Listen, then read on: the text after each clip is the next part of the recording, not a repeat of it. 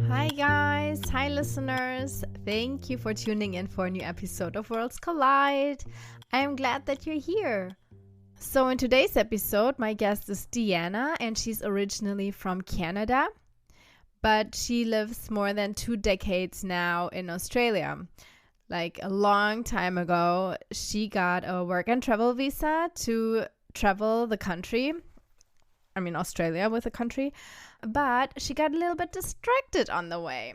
And yeah, let's find out what happened. And she will tell us her story. But also, we talk about why Australians drive on the other side of the road. And I will tell you that later in the episode, towards the end. Actually, there was an article in the news about it just like the other day. So, I found out why, because we were wondering. I just wanted to give you a short heads up for that. Yeah, but here is Deanna's story and enjoy. Hi, Deanna. Thank you for being on my podcast. How are you today? I'm great, Victoria. Thank you. And thank you for having me. I appreciate it. So where are you calling from? I am in Anna Bay, New South Wales, Australia. Is that close to Sydney or? We're about 2.5, 3 hours from Sydney. Uh-huh. And we're right on the coast. Oh, nice. And how long have you been there? I've been here 20 years in Anna Bay and 26 in total in Australia. Oh, wow. Such a long time. Yes. And and where are you from originally? Toronto, Canada. Oh, wow. I mean, weather-wise, big difference. Yes, very big. Yeah. Uh-huh. And also very far. How long is the flight, if I may ask? About 19 hours. Okay. So it's a long stretch. It is. And what brought you to Australia? I initially came here on a 1-year working holiday visa. And I met my now ex-husband, but we're friends. And very amicable split. Ended up meeting him, falling in love, ended up staying, and we were together 12 years. Okay. So, yes. Yeah. And it was funny because I asked him if he wanted to move to Canada, and that was a hard no. Oh, really? Why is that? He doesn't do snow very well. Oh well. You get used to it, right? And was that for you like a hard decision to move to Australia? No, not really. Because I kind of agreed with the ex. I was over the snow, and the winters were much more tolerable here. There was no snow to shovel, But back then, after that 1 year, did you have to go back to Canada and then you had like a long distance relationship for a time, or did you just completely stay? Completely stayed. We were very fortunate with immigration. Back in the 90s, I believe they were probably a bit more lax with it than they are now. But actually, Peter and I got married after 10 months. Oh, wow. Yeah. Okay. Just before the visa ran out. And according to immigration, that was a long courtship to them. Oh, was it? So we had our interview and they're like, wow, you guys have been together 10 months. And we said, look, we were going to go to Canada, but this was the holdup and, we'd like to stay here. And I got my permanent residency visa, I think about 2 years after. Okay. Because you have to go for medicals and everything when you're going through permanent residency. So, and then you're not allowed to leave. They keep you here essentially. Yeah. Until they make their decision. Okay. How old were you then? 27, 28. Okay. Yeah. All right. So you already studied or you already worked before? Was it like a hard decision not to go back to your previous life? It was easier for me to stay here than go back to Canada because at that point, as you mentioned, I'd had a job. I was working for IKEA at the time. I was their import manager. Okay. So I did the importation and distribution of their furniture into the IKEA stores. Good money, just a good way of life. And I'd been out of Canada at that point, I think, for about 2 years. I felt it would actually be harder to go home and reestablish myself when I was already established in Australia. Yeah, so fairly easy decision. Yeah, but do you remember what did your parents say when you just said like, oh, I met someone, I'm not coming back? because I actually married Peter without my parents meeting him. So if they'd had, phone conversations and such. So it was tough. They handled it okay. And we went home 99. So he met the family about 9 months after we had married. Okay. I mean, there's always the option of getting a divorce and moving back, right? Yeah. Whereas, people, Peter's parents initially thought that I was just marrying him to stay in Australia. And I was kind of like, hey, wait a minute. Maybe he's marrying me to get in Canada. Could be too. Yes. It's not a bad country, Yeah, it is. So I look at it as I've got the best of both hemispheres. Yeah. What was hard to get used to Australia in the beginning? Oh, the heat, for one. Even though I like the heat, it's a very humid heat. Yeah. Not that I'd experienced in Canada. The accents were pretty hard as well, because everybody is Australian, but depending where they're from, their accents can be a bit different. So while I could understand Peter talking fine, he could have a mate where I'm just like looking at Peter saying, what is he saying? So even though everybody speaks English though, right? Yes, exactly. But with the Canadian accent, they think I'm American and everybody can understand me. Yeah, exactly. But did it ever bother you that people always assumed that you were from the US? Yes. I mean, I've got a lot of American friends and, I love them, but it's infuriating. What part of America are you from? So I would answer the Canadian parts, or I'd just say, I hope you're just going alphabetically because Canadians get offended more easily than Americans when we're mistaken. I guess, yes. So, I mean, it's also like the population of Canadians is like so very little in comparison to the US. Yes. And the accent is really similar too. It is. I mean, in all honesty, unless they're from, border towns like New York or Detroit, I can't tell. Yeah. Or like the South I can, but if they're really close to Toronto where I grew up, I wouldn't be able to tell. Yeah, I don't. They sound Canadian is what I like to think. Right. I don't sound American. Yeah, I don't hear it either. I mean, I can hear it from, if they have like a strong accent from like the New York accent or a Southern, but anything else sounds exactly the same to me. So. And yet I can hear different dialects in Australia with the accent, so it's funny. I always sit there and say I don't have the accent. The whole country does. But you have a little bit of an accent. You picked it up a little bit, right? A little bit, yeah. But the Australians will disagree with you on that. But, I'm sure, yes. I mean, you have a slight twang, yes. That's a good way of saying it. I had a cousin say it was a South Pacific accent. That's what he said, because he couldn't put his thumb on it either. He was a pilot, and he flew into Sydney. So I got to see a cousin there, and that's what he said about my accent. He said, it's not quite Australian, Canadian. So he said, I'm just going to call it South Pacific. Oh, okay. I'll take that. Sure, that works. That works. Do you remember how it was settling in back then? Different. Because also I think when you met Peter then, it was like different than what you had planned. You probably wanted to travel the country. Yes. Did you do that? No. I did eventually, which we can get to, but no, not initially. No. Okay. So, I mean, settling in, Australia and Canada are very similar. We're both Commonwealth countries, but just other things can be different. Just the way that they do things, like renting, whether it was property rentals, medical, just difference there. Wages, the wages are higher here, but the cost of living is higher. I remember I took a job in a pub and I was being paid like $20 some odd an hour, where in Canada you'd be on like $6-7 plus tips.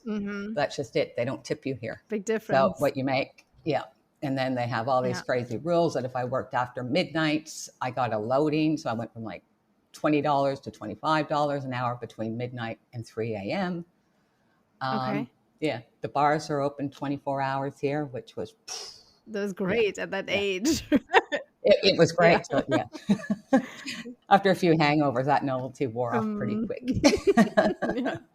Do you still do the weekly rents in Australia that you have to pay each week? Oh, Yes. yes. Because I also Yeah, did the work and travel visa. I did it in yeah. 2002, but I traveled the whole country. I did not find a boyfriend that was from Australia. Come back, I'll hook you up. Okay. I'm okay right now. Find Thank some. you. We'll go to the pub. But yeah, it's not monthly here. It is. It's weekly. Yeah, I mean, Yeah. I find this weird. I mean, I got it when it comes to backpacking, because like who knows like how long those tourists stay. But like for the permanent residents, it's kind of annoying to write a check every week. Yeah. Yeah. Back in that day, there wasn't internet banking. So we would Right. have to literally go to the bank every week. We had a bank book with his details in it, and they would stamp it that the rent was paid. Yeah. I don't remember And how we did still it last. places ask for weekly. Yeah. I remember like I had a super shitty shared apartment in Edgecliff in Sydney. Ooh, yep. Yeah. And I mean, the rent was $35 a week. So it was super cheap, but we also were like, I think 10 people in like a 3-bedroom or something. But it was covered in cockroaches. Yeah. Did you get used to the cockroaches? They're so big here. When I first saw one, I didn't realize it was a cockroach. I was like, what is that? I'm used to just the little ones that you get in Canada. Yeah, over the years, and I say since, Peter and I split up, I've become very brave with the wildlife. I've been able to get huntsman spiders out of the house. Right. I've been able to stomp on a cockroach. But yeah, just everything. Yeah, when it comes to insects, everything's just on steroids down here. It's insane. It's big, yeah. I know. Everything is Like I said, big. I saw that first one. I was like, what is that? I'm like, it's a cockroach. That can't be a cockroach. It's so big. Yeah. And and you have the spiders. Yeah. And they always come in pairs, right? I know. Oh. And you got to be careful because if you squish them, if they're pregnant, yeah, you get other little ones. I mean, looking up now, I can tell you I've got daddy long legs 1 and 2 in my corners just because they're supposedly the badass spiders. So they just daddy hang long up. legs are fine. Yeah, I just leave them up there in case something comes in, they can kill it. They can eat it, yes. They're like happy, woohoo, dinner. So it's my daughter's like, just vacuum. I'm like, no, they're good. They're just leave them. Leave them.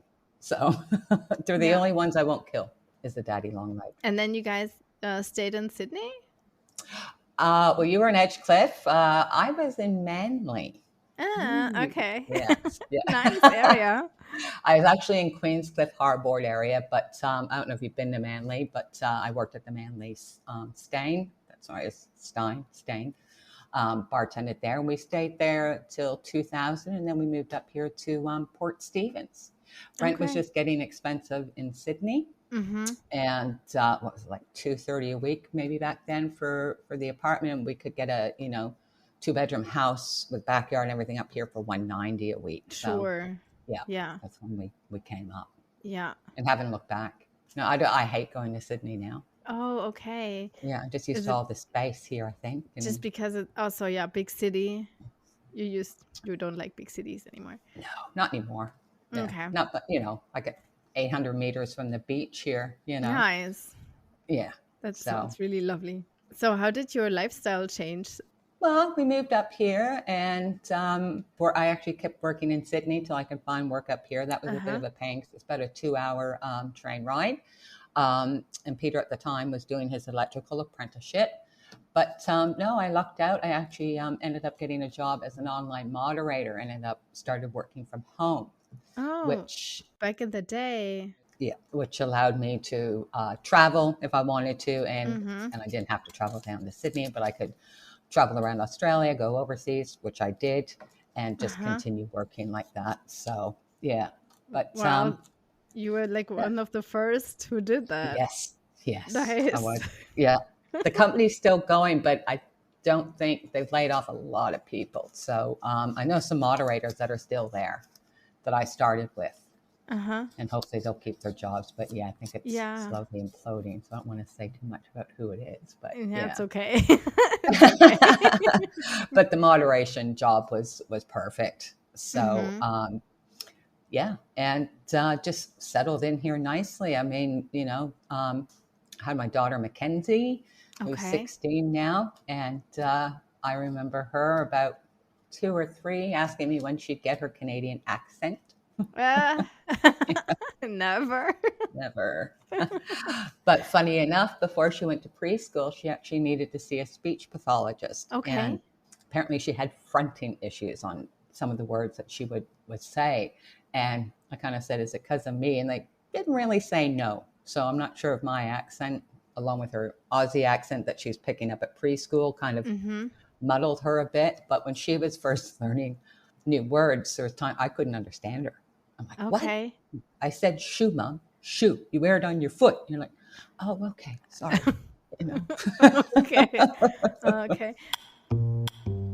How is it different, like the school system in Australia to Canada? And how was it for you to get into that? It's very different. The schools here are so open. They're not like the typical high schools that I was used to in Canada, which you gotta remember, Canada is ready for the winter, where the Australian winter isn't as brutal. Yeah. And just the way they do things. I mean, I remember in Canada that, before school started, I could go to the school and the class list would be up and you'd know who your teacher was and who you'd be in class with. But no, not here. They like to throw them all in together for about a week before they tell you who their teacher is and what class they're going to be in. Oh, okay.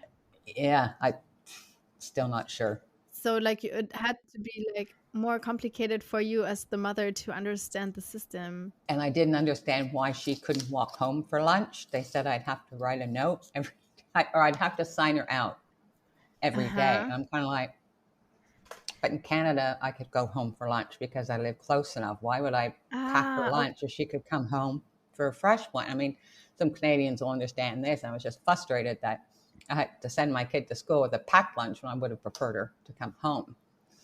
I guess the other difference at the school is they had a canteen, which I didn't have in elementary school. High school, yes, but not elementary. And different to what I remember in elementary school. Yeah. I mean, also, I mean, sure, times change, but also, yeah, I mean, they do it in their own way. You got to learn their way because, exactly. They won't do it my way. I've tried. Yeah, probably not. I've had those conversations. It just doesn't work. You're the minority there. But overall, I'm impressed with the school system.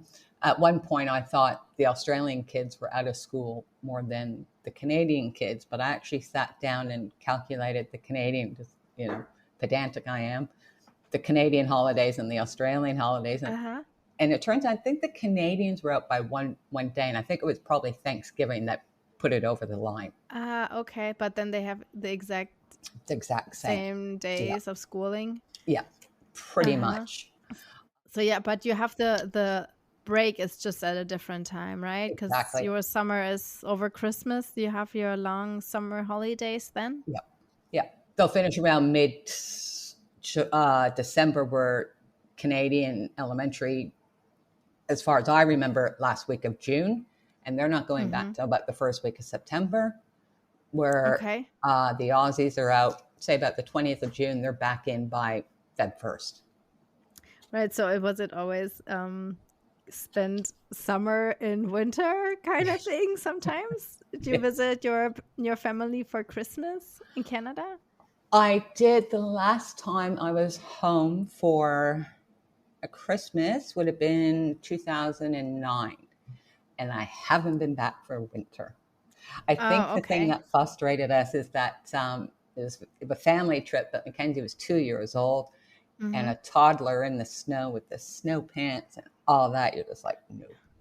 It wasn't so much the cold. It was just, wow, thank God we don't have to do this in Australia. Got to put on all the clothes. Yeah. And then they get fuzzy because it gets wet. Don't eat the yellow snow, Yeah. But the one thing I do miss about Canada, and it hasn't changed in the 26 years I've been here, is Christmas is still hard for me. Right, because it's weird. Exactly. It's not a family thing. With technology, I can Zoom them or, there's no snow. I know, it's in the middle of the summer. I remember that too, because it was such a I don't know, it was so different, so it just left such a deep memory. I remember that fake, huge, colorful Christmas tree at Darling Harbor. And it was, I mean, it was ginormous, but it was like, it's hot, it's fake, it has all the colors. And I don't know, it's just nothing of the tradition that I'm used to. Yeah. And people put up Christmas lights, and it's just not the same because it's supposed to be reflecting on snow. You know what I mean? You drive by, get the little twinkle reflection off the snow. And Santa, he like wears no clothes down here. He's in a tank top and a pair of shorts. Just that's not the Santa I know. Yeah, that's not Christmas. Come on. And being Canadian, I remember my parents giving me a bike for Christmas, and it's like, really? It's December. I can't ride this thing till the snow melts, Yeah. But here, and it's Christmas dinners on the barbecue, and it's like, no, that's just no. It's got to be a turkey out of the oven, I don't want a shrimp on the barbie, mate. I want a turkey out of the oven. Yeah. Yeah, but it's too hot for the oven. Yeah. Did you know we did Christmas in July here, though, to get away to do that kind of winter thing? Yeah. No, is this a new thing, or I've seen it. Did you always do that? I haven't done it myself, but I know the clubs and stuff will put on Christmas in July, and they will do a turkey dinner, like a set menu. And so you can have but it's still not cold. You're still looking at maybe 12 Celsius for your Christmas in July. But yeah. That's fine. Yeah. So, I mean, the thing that the Australians and Canadians can't comprehend is, now that I'm in the Southern Hemisphere, everything is different. So yes, we get snow in Australia, but you got to go south for the snow. Or in Canada, you go north. Right, and that north. Yeah, yeah. So, I mean, we do get snow here, just not where I'm situated. And if I want it, I need to head south, down towards Victoria, Melbourne. Did you ever get used to the traffic that it's coming from the left? I was surprised by that. I went into the Road Traffic Authority, and I had the international license as they did back then. I showed them my Canadian. They're like, okay, just do a road test, a computer road test. And you're like, yep, okay. And they're like, okay. I didn't have to do a road test, which I thought was insane because I'm going from left-hand drive to right-hand drive. And automatic, I was okay. Manual, because I have to shift with the left hand here, kind of. Right. Mm-hmm. Yeah. But on the feet, it's the same, it's the same. Yeah. But the gears are a bit different. They're the same, but they're just where first is in Canada. It's closest to me, but it's furthest from me here, if that makes sense. Okay. Yep. I drive automatic, by the way, but and as embarrassing as this is, if I'm in my own little world, I have gone to the passenger side of the door thinking as the driver I was going to go in and drive. So I sometimes will revert back to left-hand drive. So my daughter's... You're sometimes super confused. Yeah. Daughter's learning to drive now, and it's like, no. We pay her. We pay a lessons. Somebody. You don't want to learn from the Canadian who had to convert here. So, right. Yeah. Did you ever end up in the wrong side of the traffic? Once, leaving a petrol station. I think it was at Crow's Nest. So just on the outskirts there of Sydney. And I just kind of put my hand up like, sorry, and just right back into the petrol station. And I guess they're used to it because there are so many tourists, right? Yeah. And like I said, the thing, when you're going for your Australian license is that they just hand it to you. In Canada, we had no roundabouts or anything. And they're just like, hey, no, go nuts. Here's your new license. And for the first little while, if I got caught speeding, I would just turn over my Canadian license. Because back then, they can't enforce it. So I wasn't doing insane speeds. I got done doing about 17 over. I don't know. I'm visiting from Canada. Here's my Canadian license. Oh, well, we can't give you a ticket on this because we can't enforce it. And you're like, yeah, I know. So, and then once that expired, I slowed down a little bit. You had to. Yeah. Right. That's a good way out. Yeah. It's like, okay. And when you go back to Canada, do you know which way to look? I just look every way now. Up, down, Yeah. left, right, behind. I try and do it 360. Last time I was in Canada, I was sitting there talking to someone. I was reaching for my left shoulder, looking for my seatbelt, and they're like, "It's on your right shoulder." Yeah. Or the big one, you probably understand this. You go to turn the corner, and the windshield wipers come on Yeah, because yeah. your indicators. Yeah, yeah, Right. yeah. So I've done that a few times over there when I go back. Do you know why this is? I mean, I know that's because probably the British who came first, but do you know why the Brits drive on the other side of the road? No, just to be difficult, I think. You know, something to annoy the Yanks, but us Canadians got caught in the crossfire. Yes, but yes. Because there's not too many countries that are on. Oh no, because Europe's left or right, left, Right. right. No, only Britain is. Okay. Only Yeah. the UK, and then everything else is on the right. Yeah. And I don't know about South Africa. I've been there. Saudi, I've been to Saudi Arabia. They're the same, but they're just maniacs on the road. They're the same. Yeah, my brother lives there. So yeah. Okay. Yeah. Yeah, New Zealand, Australia, Britain. Like I said, I don't know about South Africa, what side they're on. I don't know. Maybe check all the Commonwealth countries. Yeah, I think Jamaica might be as well. The same as. I don't know. Anyway, it's if you've never done it, it's fun to try. Yeah. Driving on the other Yeah. side of it, yeah. Yeah. Get out there in the traffic and just go nuts and put your windscreen wipers on when you're turning left. Sure. Yes, or or the other way around. Put your blinkers on if you just want the rain gone. Yeah. Is there still something after all this time that you don't get, or was there anything that took you some time? Like I'm pretty settled now, but there are some things that will still get to me. I go into McDonald's and I'll say, "Can I have some fries and can I have some ketchup?" "Oh, you mean tomato sauce?" Oh, yes. Okay. If you know I meant tomato sauce, why did you correct me? Because just they feel the need to correct you if you're, that still, yeah. Okay, Gets they me a do little that? bit. Yeah. Okay. So, That's annoying. I understand that. yeah, like your hair, you want to get your bangs cut. Here it's fringe. So, yeah. But like I said, the most annoying thing is that correction. That whether it's sauce or something else, I can't think of off the top of my head, where they've got one word for it and we've got another. If I revert to the North American way of doing it, they correct me. No. Okay, but even they know it. Yes. So, and then you point out to them when you do get the packet of tomato sauce, it says ketchup on it anyway at McDonald's. Right. Sorry, just these things that'll drive me. Where it's like, you guys drive me nuts, Yeah. There's still accents that I don't understand. When you asked if I had traveled for my 50th birthday, I packed up my little 4-cylinder car and drove from Anna Bay all the way up to Darwin. So I was going through some rough towns. Okay. And, yeah, people are talking again. Sorry, what? And you're just agreeing with them. Oh yeah, just Canada. And after that, you just My daughter and I went out to a place called Pubs in the Scrub. It's just these pubs in the middle of nowhere, and it's kind of like she was about 8. Like, come on, we're going.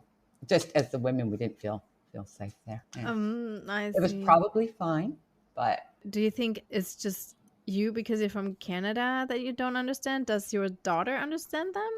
She didn't come on that road trip. It was a great. Okay, all right. That's a good question.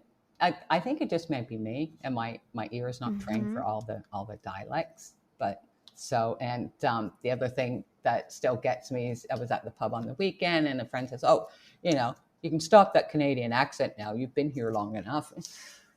Oh, okay. I guess you don't do this on purpose. Sorry. Yeah. I mean, I think that's the one thing Mackenzie likes, is that she can always hear her mother in the crowd, because and they'll tell me that I'm loud, and it's not that I'm loud. I just stick out more because I don't have the Australian accent. Right.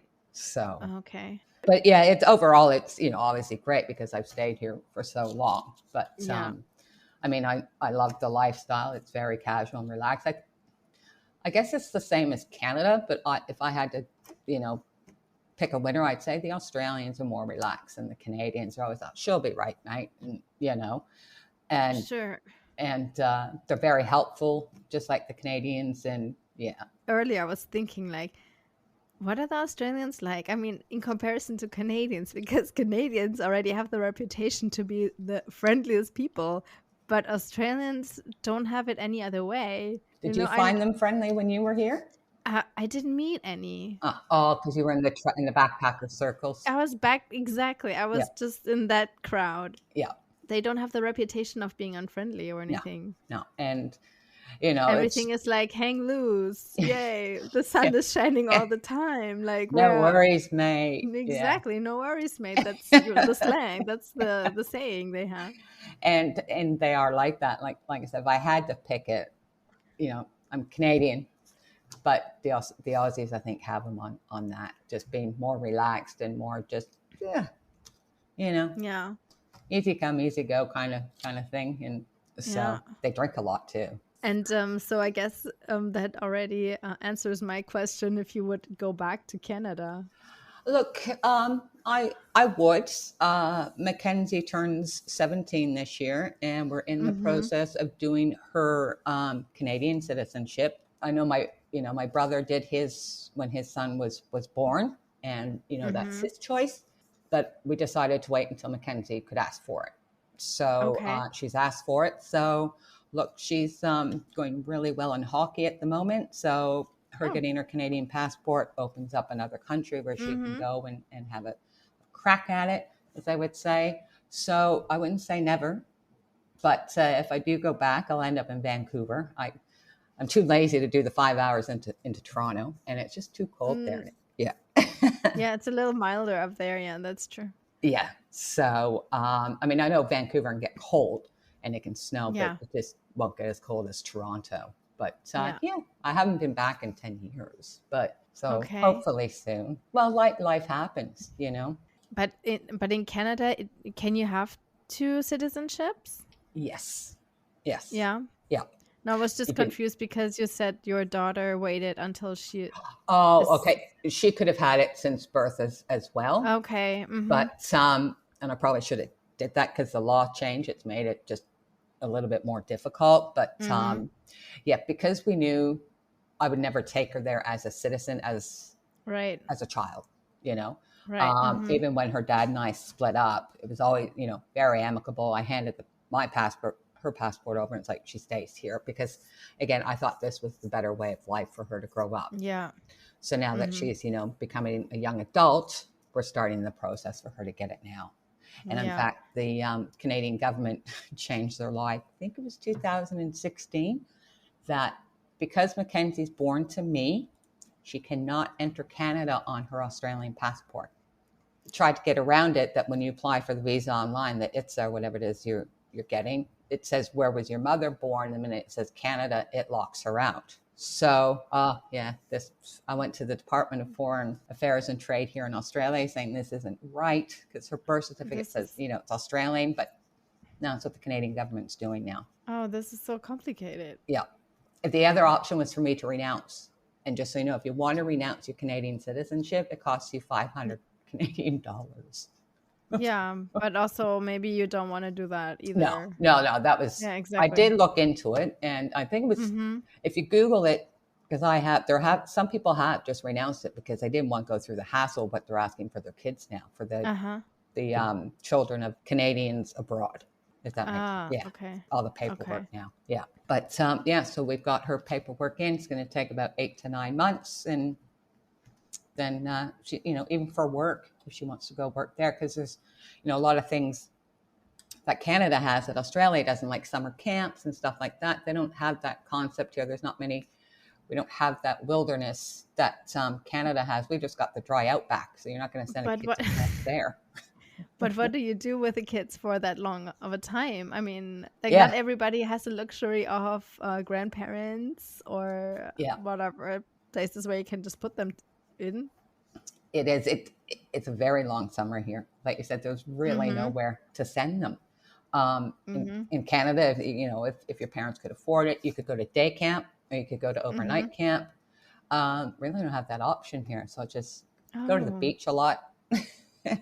Right. Yeah. And just, make the play dates. And I know it sounds silly when she's now 16, 17, but she's but not back quite then, like driving 10 yet. years ago or something. Yeah, it was like, I'll drive you to the mall so you guys can catch a movie. But yeah, we're in Canada. There's always something to do in summer. It caters for the kids in summer. Like you said, but they've got the areas here. It's like I said, you can't send the kid into the outback for 6 Right. days. I mean, you could. They're just not going to like it. And who knows if they come back alive. They'll come back with an accent I can't understand. Do you ever get used to all the poisonous and dangerous animals, though? Oh, I've been really lucky. I've come across a redback spider. Yeah. They're not too bad because they're tiny. You can just kill that. I've seen a funnel web, which kind of freaked me out. I've seen red-bellied black snake, but that's about it. Yeah. But it was okay. But that's enough.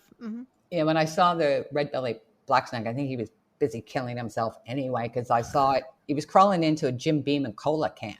I just saw half of it, but he was still, I don't know if he was wiggling to get out, but I couldn't help him because he's a dangerous snake. You would just get bitten in the process. Yeah.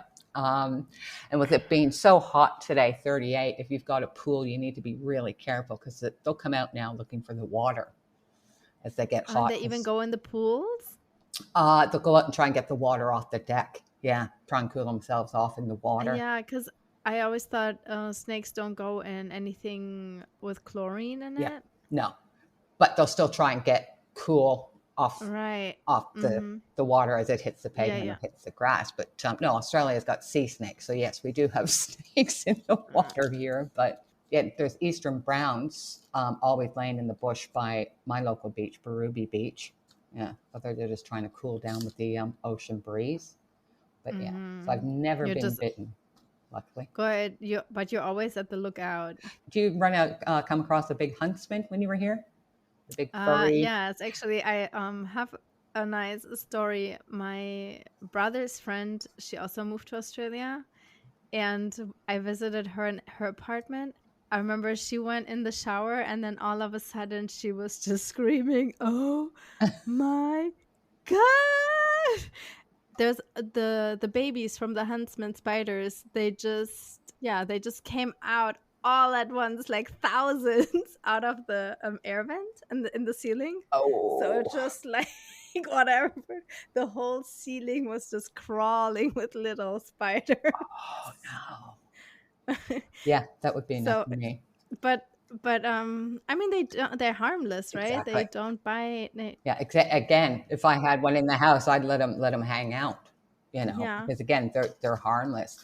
But I'm afraid of the ones you hear about where like there's been instances where somebody puts their sun visor down and then a huntsman falls on their lap. That would freak me out. Right. Just the sheer surprise of it, because they're not. Yeah, they're okay. They won't hurt you, but geez, they're big and scary looking. They're big, yeah.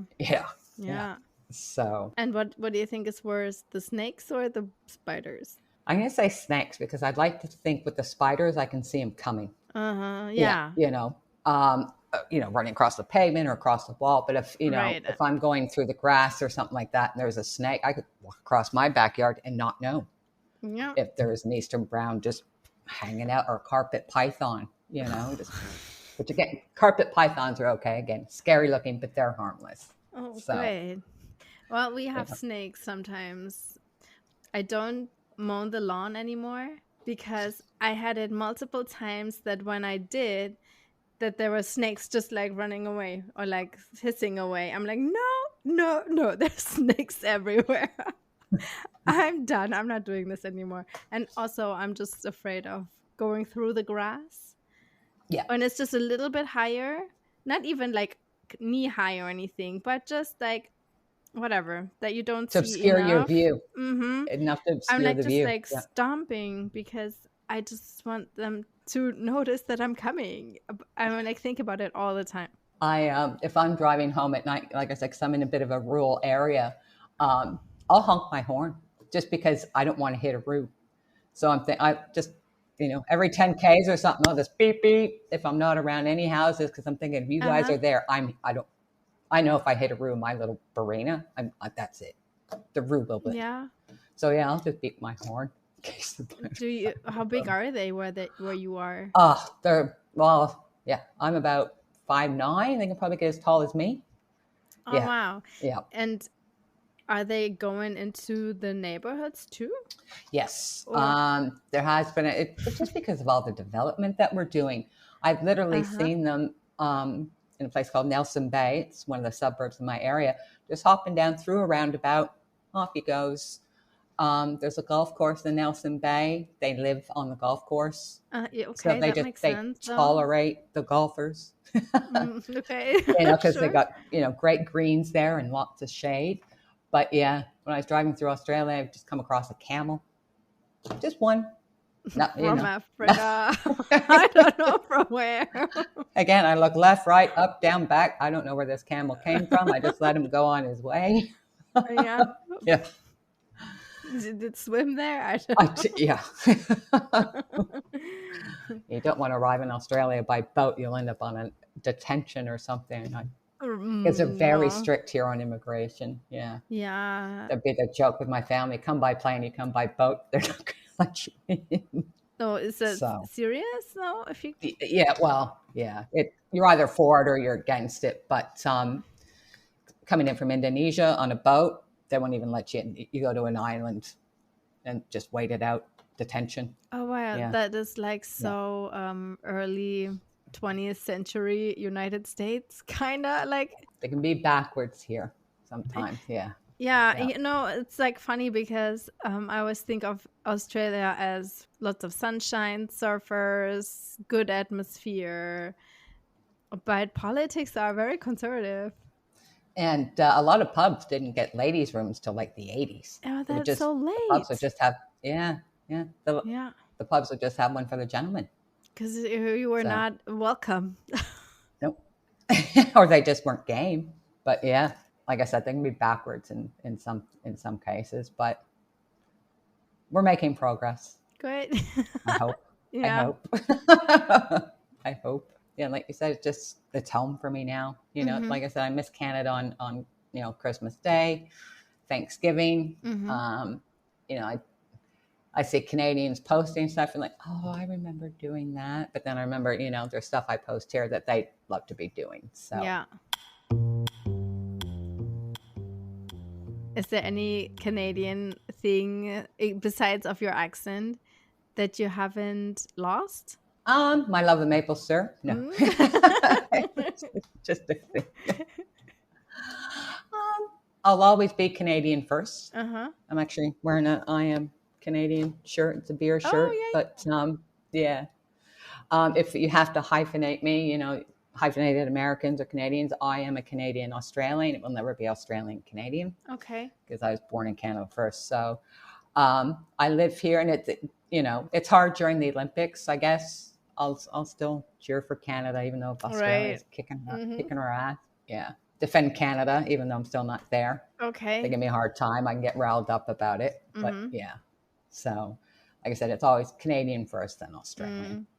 Just very fortunate to have citizenships in two great countries. Yeah. How was it in the beginning? How did you make friends? I hung out with backpackers in the beginning. King's Cross and stuff. Yeah. And so I actually started making friends. Well, when I came here, I was staying with a friend I'd met on a Kentucky tour. So she was local. She was Australian. So you start going to the local leagues club and stuff, or the local bowling club. What is that tour? Kentucky. The tour is for 18 to 35-year-olds. Oh. It's big through Europe. I don't know about it. Kentucky's still going. But I was the only Canadian on the Kentucky tour, actually. But I did a 45-day Kentucky tour through Europe. And she was on that tour. So when I said I'd like to come to Australia, no, you can come stay with us. So I went and stayed with her and her husband, and just made friends through that way. And then when I got my job at IKEA, and when I'd met Peter, it just grew.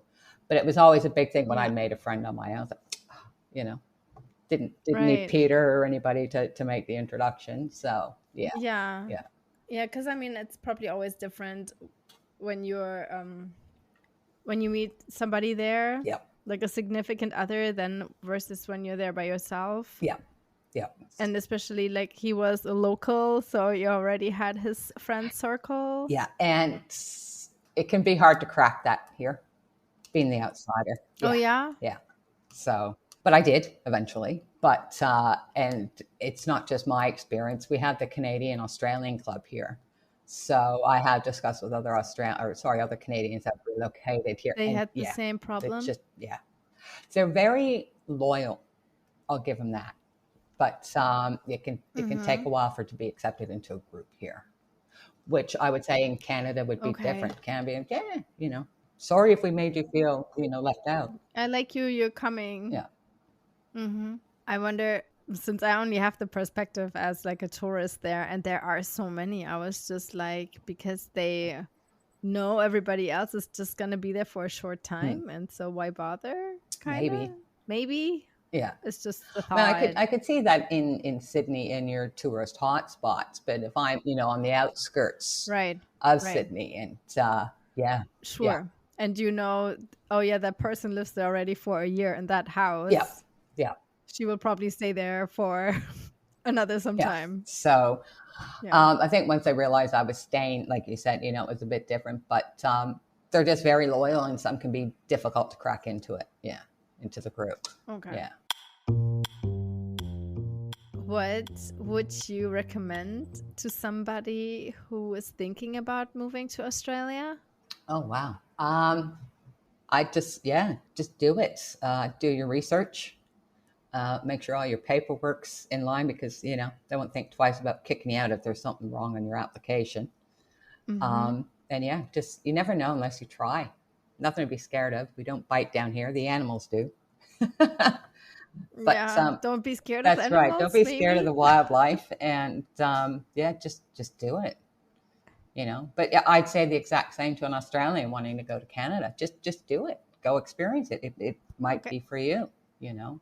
I love travel, so there's two of us in the family, and my brother and I don't live in Canada. He's in Saudi, and I'm here. So you're not even that far apart, kind of. I mean, if it comes to the size of the world, like it's probably closer than Canada. Yeah, but not by much, because we flew to Saudi last year and kind of like, oh man, this is a bad one. This is far. It's just that leg out of Sydney to wherever your hub is, Sydney, Dubai, or Sydney, Vancouver or San Fran, whichever way you're going to go into. It's just that one long flight, but look, it's a long way to come, but it's worth the visit, and it's worth staying. That's why I tell people. I said it's 19-hour flight. That's why I never went home. Just too exactly. I'm not doing a 19-hour flight again. But Mackenzie and I are off to the UK in July. That's a full 24 hours in the air. It is. Yeah. I wonder if the flights got any faster since the last 20 years since I was there. I think they do Brisbane to Dallas, I think, direct now. So they're starting to push that envelope where they can go for about 18 hours. But I don't know. I prefer that stop. Like I know Sydney to London to Heathrow, we're going to stop in Singapore for 2 hours. That's great. Sure. Fill it up. That's what I want you to do. I don't want you pulling in on fumes. So is it that, that's the thing though. I mean, I would go home to Canada and everybody's like, oh, I'd love to come visit you. It's so far. And you're like, but I just did the same distance to come see you. Not like I got some secret wormhole that I can, take a shortcut. Yeah, exactly. But it's expensive. Well, it's expensive for us too, so. And I mean, there's a lot to see. There is. I mean, it's so beautiful and so many sites. The nature is very unique. It is very unique. So it's definitely worth visiting for your friends from Canada to go to Australia. You got a place to stay. I'm only 2 hours out of Sydney. So I did have friends come and stay in 2019. They were here for about 2.5 months. It was great having them here. So, and they did that. They just used my house as a base, and they went up, to Queensland or went down to Sydney, and and they got out just before the COVID. Thank God. Oh, good. They would have been locked here. That was a little bit rougher because nobody was allowed in or No, out, no. right? And apparently we had the toughest ones here because Melbourne was really bad, like Victoria, but yeah, we were locked down. I couldn't go within 5Ks of my house and stuff like that. Okay. Yeah. Wow. So, but again, I was working from home, so nothing changed. Been doing it for 13 years, Except of when you went outside, there was probably nobody there. Traffic was great back then. Sounds like you want to wish for no. it again. Knock on wood. Only if I have a long drive. So, if I ever go to Sydney, just lock them down for 3 hours while I'm driving. I hope I didn't jinx it. So we're coming to an end. Thank you for your time. Thank you for the questions. Yeah, maybe. Good. Thanksgiving and Christmas. I was like, oh my God, like I'm asking all these questions and they're like 26 years ago. Some now, but yeah. I would tell my 52 now, so I'd still tell my 20-year-old self to do it. It's up with that. Yeah. But I remember that too. When I went there, I was 19. And like everybody said, aren't you afraid of all the animals? That was like the only question I got. And I was like, well, I'm in the beginning, I'm in the city. So, I mean, the chances are pretty low. Yeah. But I was never comfortable going in the water. Yeah. I'm the same. Yep. I hear you on that one. Yes, there's your shark, there's your stingrays, there's the blue ring octopus, stonefish. Oh, yeah. I think there's more things in the water that can kill you or do some serious damage than on land. But I'm with you. I've never been a strong ocean swimmer. Being Canadian, I'm a strong lake swimmer and strong pool swimmer. So yeah, I very rarely go to the beach. I'll go to the pool because I can see the bottom. Yeah, exactly. Because you see the bottom and you see what's underneath you. Yeah. Or if you do go to the beach, you just don't go further than the furthest person. Yeah, well, that's even like too far.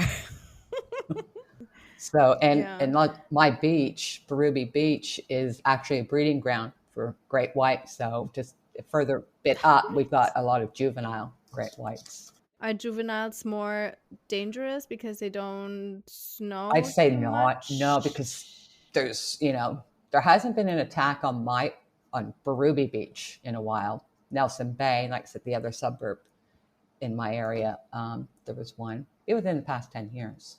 She survived, but good. Yeah. Oh man, but I mean, yes, but I don't want to. Yeah, I mean, I think about the nightmares. I'd love to go to South Australia and Port Lincoln and do the cage dive with the great whites. But then here's where your locals come in and say, "Yeah, just go to Berube." It's like without the cage, I mean, and I got certified for scuba diving down here, and I had to do a night dive, and I was petrified to qualify. That you got your light and everything. Right. It's in Sydney Harbor, but still, sharks are in the harbor as well. But yeah, I don't. If I do dive, it's always they hunt at that time, right? Exactly. I still dive at times, but I don't like boat dives where I'm going. You got to follow the anchor line down. You can't see what's at the bottom until you get there, and bit of a that way. I understand, but I mean, you can still enjoy the beaches from the view. That's right. I mean, you still go in and splash yourself off without having to. You find the rock pools if the tide's right. You can just sit in those and cool down. But right, you have them, yes. Yeah, but if not, they're very pretty. Yes. They are, as long as there's no blue ring octopus in them now. Everything. Okay, so So I should really tell everybody I haven't left my house in 26 years because I'm so scared now. Oh, yeah. You're one of those. Okay. Let me say, when I drove from Anna Bay all the way up to Darwin, that's going right up the center, I only saw a camel and some of the big vultures just, getting the roadkill. And when I was in Darwin, I actually did the croc dive, where it's like they just put you in like a little Tupperware bowl and lower you into the croc tank. It's acrylic. Yeah. Yeah. And you get to see the crocs. But that's also insane. It was great. Yeah. I think my guy's name was Leo when he was like huge, but yeah. Yeah. I remember when I was there, we did like a whole drive around the whole country. when I was in Darwin, there was a person swimming on the beach, and I was thinking the whole time, am I witnessing now a crocodile attack? It's like, why are you going swimming there? It's like, are you stupid? Oh, when I was in Darwin, I didn't swim. I think I went to the wave pool that they got in the center of town. Not sure if they had that when you were there, but no. And then there's some, as you know, in Sydney beaches, they've got the nets, which again is another argument, for animals. But again, I don't trust the nets. If they want in, they're getting in, All right, enough shark talk. Yes, exactly. But no, we've got koalas, we've got the kangaroos, we've, the kookaburras, and so we've got great wildlife here that won't kill you. You got wombats? Yeah, I've never seen one in the wild, but yes. Yep. I see them at the, the animal parks, but plenty of koalas where I live, and roos. Okay. Yeah. So, yeah, sweet. Yeah. So. All right, that sounds good. Okay. Yes. Okay, let's leave it like that. Okay. All right, thank you so much for your time. And thank you, and have a good weekend. Thank you, you too. That was Deanna's story, everyone. 26 years in Australia and counting, in Anna Bay. And I just Googled it. It looks gorgeous. The beach is absolutely beautiful. And I think you can do camelback riding there. At least that's what it looks like on the pictures. But talking about what I mentioned earlier about the driving on the other side. So I found this newspaper article from the National Geographic, and it says that 75% of countries drive on the right side of the road, and it goes back like centuries. And so a big factor is that most people are right-handed, and so they could whip their horse with the left but hold a shield with the stronger hand on the right, so just in case there would be an opponent, they could be safe.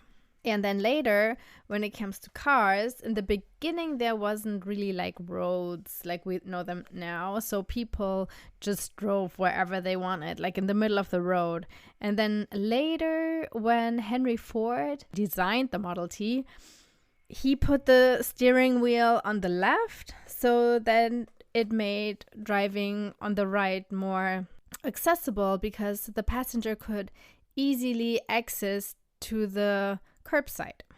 And then just many other countries followed that example. So, and then later the National Geographic writes that the main reason why not all countries followed is stubbornness.